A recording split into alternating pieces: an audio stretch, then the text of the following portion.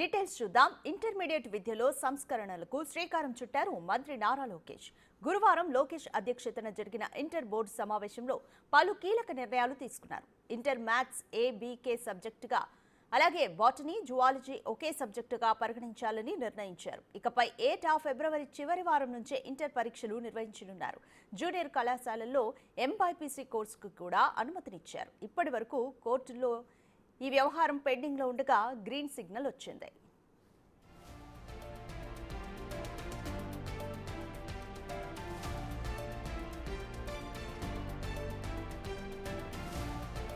మరోవైపు ప్రైవేటు కాలేజీలకు ధీటుగా ప్రభుత్వ జూనియర్ కాలేజీల విద్యార్థులను తయారు చేసేందుకు 2025-26 విద్యా సంవత్సరం నుంచి క్యాలెండర్లో మార్పులు చేస్తున్నట్లు ప్రకటించారు. ఈ విద్యా సంవత్సరం నుంచి జూన్ 1కి బదులుగా ఏప్రిల్ 1 నుంచే గవర్నమెంట్ కాలేజీలు ప్రారంభమవుతాయి. జూన్ 1కి బదులుగా ఏప్రిల్ 7 నుంచి ఇంటర్ ఫస్ట్ ఇయర్ విద్యార్థులకు ప్రవేశాలు జరగనున్నాయి.